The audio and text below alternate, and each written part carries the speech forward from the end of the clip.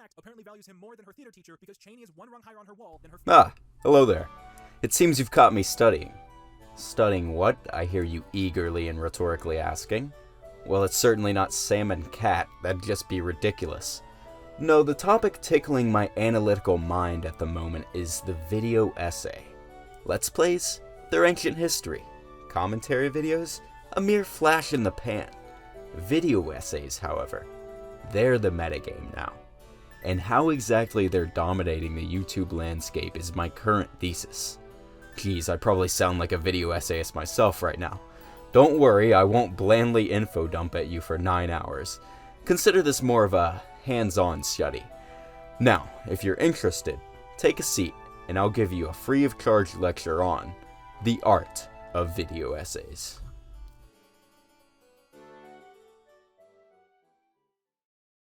Now, I know this sounds like blatant runtime padding, but before we say anything else on the matter, it's important to have a clear definition of what a video essay is. You may think you know because the term gets thrown around so loosely nowadays, but in my research I've discovered a lot of people actually have no idea what classifies it. So my definition is as follows. Video essays are in-depth discussions on a certain subject with a thesis and structure mimicking that of a written essay. They are also characterized by the prioritization of audio over visuals. In other words, they can be put on as background noise. This very strict criteria is in place because the buzzword meaning seems to be a catch-all term for any video with a lot of words and a serious tone. So let me be clear, not every game review is a video essay, but a video essay can be a game review. Got it? If not, then come to me after the lecture because we're moving on. Now that we've established what a video essay is, let's establish what a video essay isn't, by going over the misconceptions of video essays. Most of the time, these misconceptions are nothing more than a common misunderstanding of the video essay format. Someone noticing the trends within the genre and thinking, my video has to be like that for it to be seen. However, ignorance is not innocence, and these misconceptions can be used to disguise shoddy writing and argumentation. The first and probably most common misconception I see is that video essays have to be serious. I think we all know the stereotype of the flat, stuffy video essayist who drones on about topics with not even a hint of charisma in their voice, so I won't bother bringing up an example of one. Rather, it's far more productive to show you a video essay that isn't serious in the slightest. The one in question being Skin Theory. I won't tell you what it's about because you've probably watched it, but all you need to know is that it's not only one of the earliest examples of an excellent video essay, but one of the most insane as well. While the creator may sound serious, it just adds to how unhinged the whole thing is. Even though nothing was actually learned from any of the points made in the video, it's worth listening to every second. That's high praise too, because a fact that any video essay skeptic has likely bemoaned over is the sheer length of some of these beasts. Many may write this critique off as a non-point, but it has plenty of merit. If you've taken any entry-level college writing course, every essay you will have to do in there will stress the importance of brevity. Stating your points in the most succinct way possible is a key value of higher-level writing. This is the antithesis of what these behemoth video essays do. They have the high school mindset of dragging out the essay to meet some sort of length quota. While there are plenty of examples of why this is a problem, let's discuss one I've actually gone through the slog of watching. Pokemon, a complete retrospective by our good friend Lily Orchard. First of all, Lily chose to do this retrospective in an almost free flow. Her points all come in the form of rants interspersed between gameplay and shitty jokes about said gameplay. Even if one were to argue that this is because the video is a retrospective and not a review, that still doesn't make the rhetorical strength of her points any better. At the end of most games, she doesn't go over any overall thoughts, she just moves on to the next one. This leaves most of her arguments uncongealed, thus making it difficult to spot their inconsistencies over the course of the whole 6 hours. And this is no accident. No, initially Lily was going to make the videos one game at a time, but decided, probably because it was trendy, to combine them all into one. Therefore, the length is entirely superfluous, and antagonistic to anyone trying to comb through all her wrong points to spot contradictions. I, however, am not one to be daunted by Lily's bullshit, so here are just some of my notes on this beast. Firstly, it's obvious Lily already made up her mind about most of the games before she replayed them, and uses these predispositions to form her opinions. Other than that overarching point of critique, there are some specific inconsistencies I noticed. She has this weird point about how her generation of kids have infantilized Pokemon games, yet complains about the difficult battles and wordy dialogue in Sun and Moon. As part of this, she complains about one-shots because it's boring to sweep and boring to get swept. Despite going out of her way to use Gardevoir all mindset sweeping literally anytime she can. Finally, she argues that level progression in TS isn't that bad because of areas to explore and train reflex. Later, she just gives up and admits that it was a flaw of the game. Ironically, this segment is going on a little long, but it was all to show that no matter how long and bloated your video essay is, there will always be someone out there brash enough to pick through it. Perhaps more egregious than a long video essay with interspersed points is a video essay that says nothing whatsoever. If 90% of your video is explaining stuff with none of your own input or direction, then you're not making a video essay, you're making a video encyclopedia. Once again, there are so many examples, but I'm going to go over one that I have personally watched. And the title is a real slap in the face. I played Omori after losing my daughter to suicide. With a subject as stunning as that one, you would expect this video to be filled with sobering introspection about how well the game portrays topics like suicide. But no, for 43 minutes, all we get is a retelling of the game's story interspersed with very minimal personal commentary such as, "I have the same thought every day, hero." Literally, in the last 5 minutes, he finally starts talking about the actual namesake of the video, and to his credit, it unironically is worth hearing about. However, the problem lies not within the maybe 8 minutes total of a father discussing his battle with grief, but the 40 minutes that are wasted literally just explaining the entire plot of Omori. This is not only an issue with this video, but an issue with video essays as a whole. Instead of getting to whatever opinion or viewpoint they may have, the YouTuber will meander on for hours about something that the viewer could just as easily get from a Wikipedia article. Clearly, if we have people making video essays without even knowing what the purpose of one is, we've strayed too far away from their origins. To see where we've gone so wrong, it's time we dive into the history of video essays.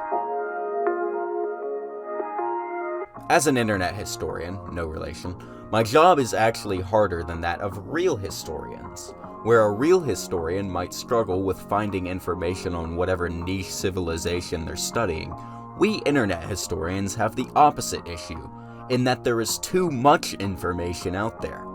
It's the nature of the internet, and it's why instead of pinpointing the first ever video online to fit my definition of video essay, it'll be a lot more time conscientious to find out what popularized the genre. If one were to follow Google Trends data, they'd think that the popularity of video essays began with this spike in May 2022. However, data can sometimes be misleading. Google Trends scales its results based on relative popularity to all other searches.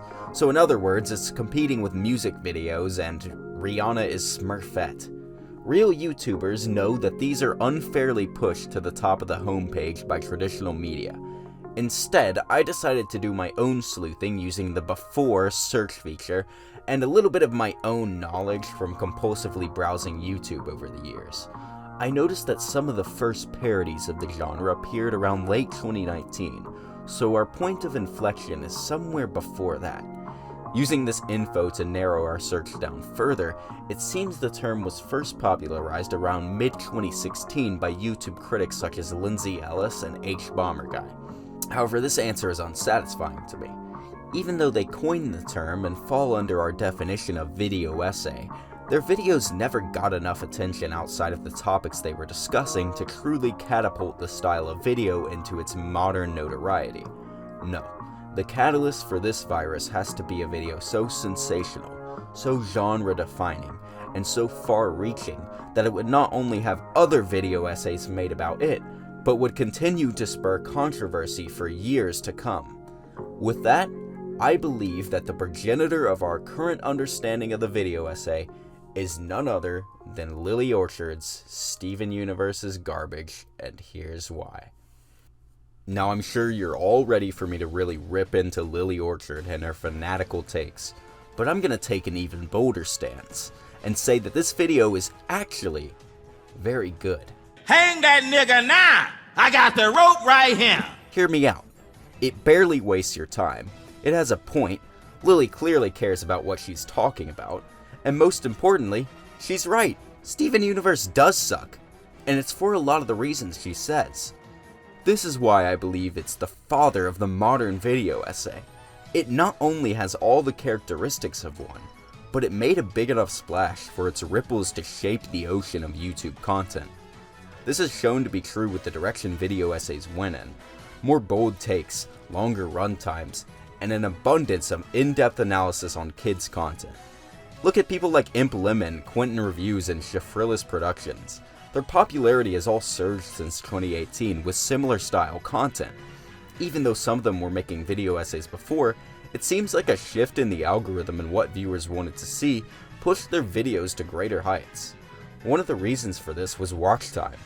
By having longer videos with denser discussions on topics familiar to many, viewers are hooked in and stay engaged in the video for more time on average. It's a simple concept to get into and easy to watch. However, as it became the norm, effort on part of the YouTubers slowly went away from how to make the topic engaging and shifted to how to make the topic seem engaging. This is where I want to get into some of the problems with video essays. Most of the time, when a video essay is bad, it's because they believe one of the common misconceptions we touched on earlier. But sometimes, they're just plain lousy. The reason so can be 1,000 different things, but there are a few most common sins amateur video essayists commit. Ask anyone what the biggest problem with this format is, and they'll often cite the horrendously long hours of encyclopedia reading that litters the genre. For me, however, the issue is not necessarily the Leviathan amount of words present, but rather the lack of meaning behind any of them. Otherwise known as pseudo-intellectualism. Huffing their own farts is something not uncommon to big YouTubers, and these big video essayists are no stranger to it either. Whether it's the expose vultures who act like they're the second coming of Chris Hansen, or the masters of media consumption who cried at the latest Bluey episode, there's plenty of examples of pseudo-intellectualism in the video essay genre. One such is this video called You're an Adult Now, which as you may be able to tell is about Splatoon. Now if you don't know anything about these games, all you need to understand is that they're fun shooters about squids and octopi. While also featuring well-crafted story and lore, a lot of it is nonsense for the sake of making the world more colorful and interesting. And the main themes are thus not too complex. However, if you only watch this video, you might instead be convinced that the Splatoon trilogy is actually about growing up with the franchises you love or some bullshit. Honestly, most of the reason I'm ripping on this video essay in particular is because me and my colleagues watched it one night while shooting the shit, and, as fans of Splatoon, found it really over-the-top analytical for what the game actually is, which is pretty on par for many other video essays. With that being said, I'll move on because the rest of this video essay is unremarkable. In the introductory segment, I mentioned YouTube's previous most popular style, the commentary video. Even though video essays have easily surpassed them in their effectiveness, commentary still has its vestigial remains embedded in this new format. This characteristic isn't pretty either. It's just what's proven to be successful on YouTube. I'm of course talking about sensationalism. It's no secret that clickbait and bold claims that ultimately are never backed up attracts viewers like moths to a flame. Not even just online. If you look at any news outlet nowadays, you'll see how true this principle is. Video essays tend to feed into this ugly trait because by nature they are very opinionated. However, because there's so many other schmucks with opinions, to stand out you either have to double down on whatever is the common consensus, or be outrageously contrarian. Clickbait and a little bit of over-exaggeration isn't exactly the biggest issue though. It's the negativity that inherently follows. Negativity gets views. That's not exactly a groundbreaking statement, but it's exactly why sensationalism is a dangerous habit to feed into. Take for example this person. Skitty Bitty made one 3-hour video essay about their problems with Tears of the Kingdom. It blew up, and they've been dragging it ever since. It's like some sort of cautionary tale. The YouTuber achieves riches and success like they'd always hoped, but now is forever cursed to be involved in discourse about something they don't even enjoy. So I don't perpetuate the curse, I'll quickly mention a video essayist I do enjoy, who broke free of the same cycle of sensational negativity, Shafrillis Productions. He's what I would call one of the OGs of video essays, and he's maintained his own style, personality, and high quality of discussion despite his success in the genre. Go watch some of his stuff if you're sick of the typical film discourse on YouTube. Speaking of typical discourse, it seems today that all you see is typical discourse. Everyone has the same style of thumbnail, same kind of title, and worst of all, same style of writing. It's no secret why this is either. It's actually a concept that has existed since the ancient Greeks, known as mimesis. The word comes from Plato's philosophy and his concept of universals and the allegory of the cave.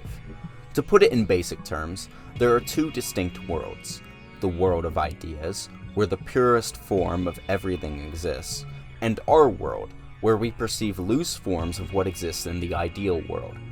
Thus, because what we see is an imitation, and art is based on what we see, it is an imitation of an imitation, and strays even farther from the ideal world. Now, Plato's point with this was that art was fake and gay, but seeing as I'm a connoisseur of art, that's not exactly my point. However, I do believe this concept of imitation straying further and further away from the ideal form is extremely relevant to the topic of video essays. While finding cases for this study, I wanted to find this one video I had absent-mindedly listened to a while back about some generic horror ARG. When I went to search for it, however, I was met with 3 or 4 videos about the exact same topic, and I couldn't remember which one, if any, was the one I had originally watched. It really made me consider how much of the video essay ecosystem are likely imitations.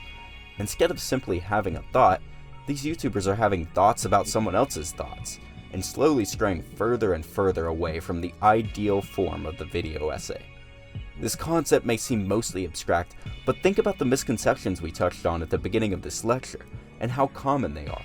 The way we got these misconceptions was by people mirroring traits that they saw in other videos without consideration for why they needed to be there at all. Even though it's thousands of years apart, and in completely different contexts, Plato's concept of mimesis remains extremely relevant in the discussion of art. Anyway, all this talk about classical philosophy might be getting a bit stuffy, so let's reel it back in. Actually, we're pretty much at the end now, so let's just wrap it up. What can we gather from the various case studies and observations I've brought forth? Well, I believe it all boils down to a simple principle that can be applied to other areas of culture.